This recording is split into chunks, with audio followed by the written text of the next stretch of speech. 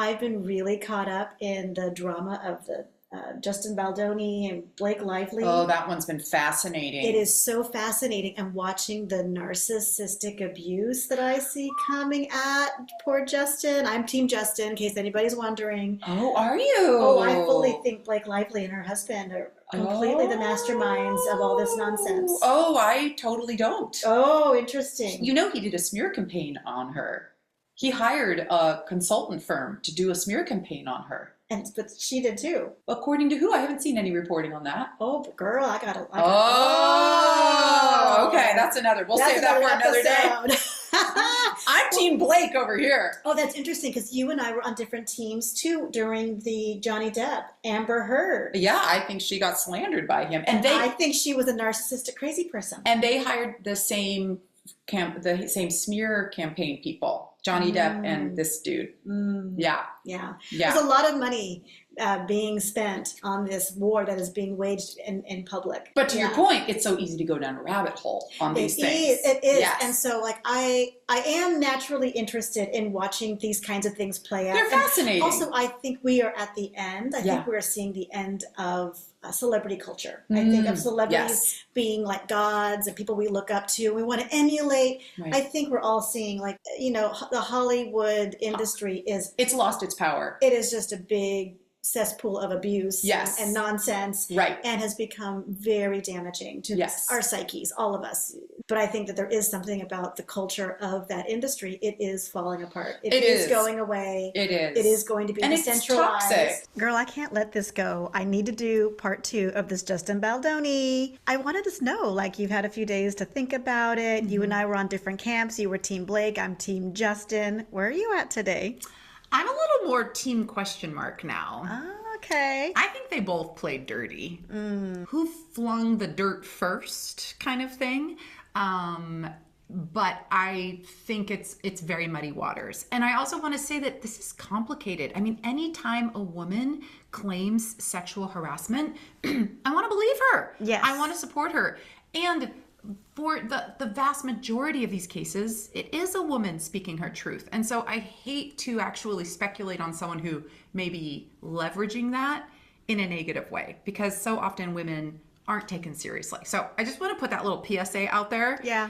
But girl, I just felt like the article I read that brought me all into this whole debate, even before I saw the movie, which is subpar if you've seen it or not. I have not seen it, and all the negative attention around it. I was like, yeah, I'm not going to see it. And now, after everything I've learned, I really don't want to see it. What I want to see is Justin Baldoni's version of the Right. movie. I do not want to see Blake Lively's version of the movie. Okay, so why I was on Blake Lively team for starters is because I read a New York Times article. We can bury anyone inside a Hollywood smear machine. This was written by Megan Twohey. She is a Pulitzer Prize winning journalist who broke the whole Harvey Weinstein Me Too story. Right. She is so respected, and I'm reading this and you're just going through it and it's painting this play-by-play picture, and then you're reading these awful texts that he's saying about her, and you're like, oh, I'm all in for Blake. But then, as you pointed out, there's a whole lot of other stuff going on behind the scenes. Now, I will just say one more thing. The reason why I was suspicious was because one of the things that the article points out is he got a whole smear campaign, including possibly bots, to write all of these negative articles and posts about Blake Lively. So when I went to go do my research online about it, it's totally skewed towards Justin, Yeah. which then I felt like, well, I can't trust knowing what I know. But do you see how this whole thing is quite tricky for people who go into it that way? Exactly. If you're taking everything at face value, I see how Blake's team has played it to look like it's in her favor. But if you just scratch the surface, you will find all kinds of articles and interviews with Blake herself, historical stuff that you can just go and find online, where she's being mega mean girl. Actually, yesterday I watched an interview of her on Forbes Women, some kind of council, where she was saying the thing. I like projects where I take over.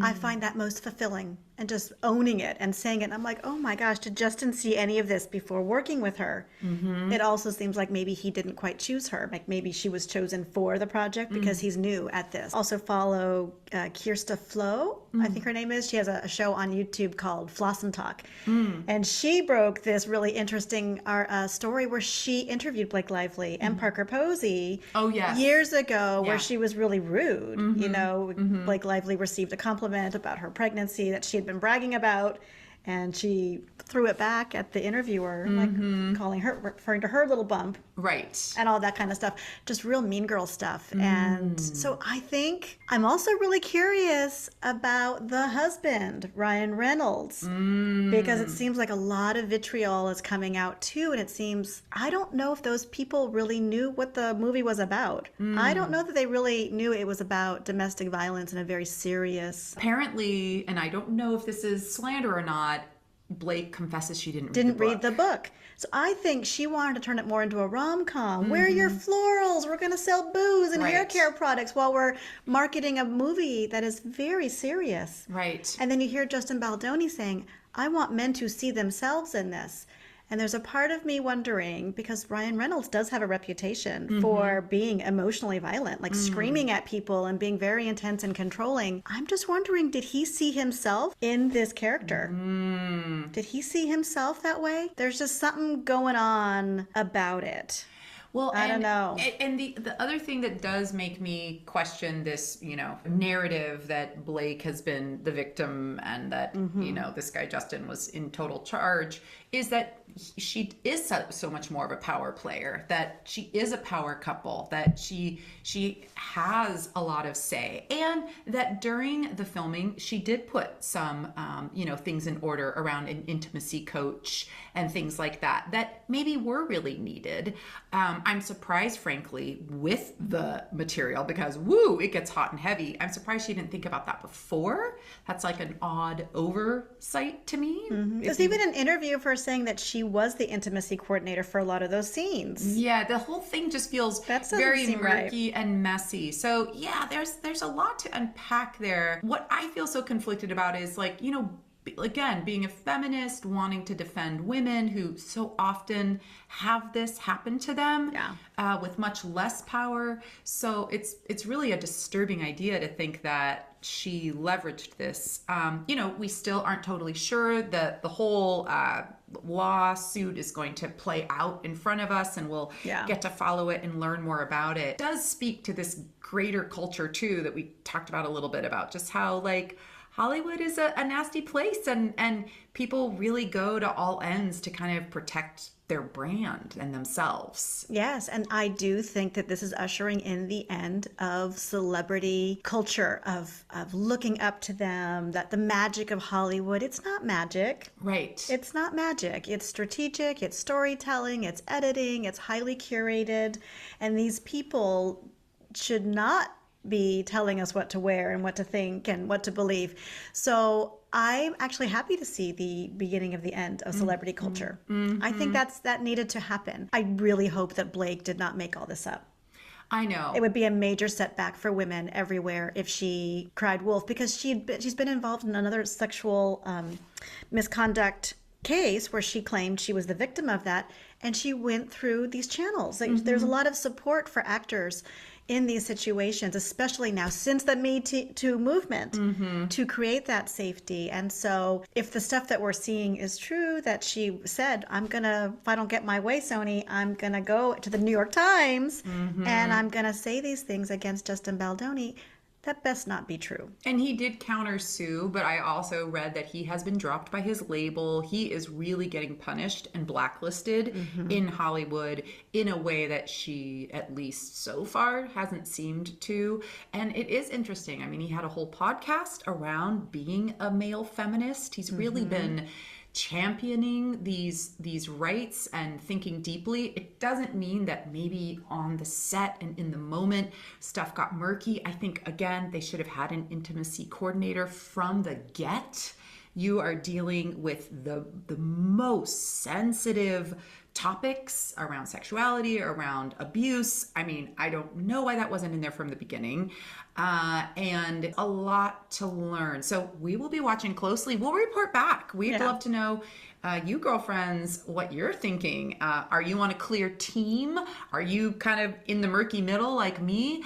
And, you know, this isn't to slander anyone. We're not here to like create more gossip. We're just trying to kind of make sense of it all. And it's been a really interesting distraction on the backdrop of what's happening in American culture and governance or lack thereof these days. So that's really interesting to me too, how so many of us, myself included, I have to admit, I am really intrigued by this story. Yeah. Right. Yeah. Well, because it has such deep implications. And after the Me Too movement, after we have a president in office who is literally a convicted rapist, right? We're taking these things seriously. And yet we need to make sure that there isn't an abuse of this system. That's very important to make sure that everyone gets a fair, you know, chance to explain themselves. So It's true. we'll be watching closely. All right, part 2. That's a wrap, girl. Okay. See you next time. Bye. Bye.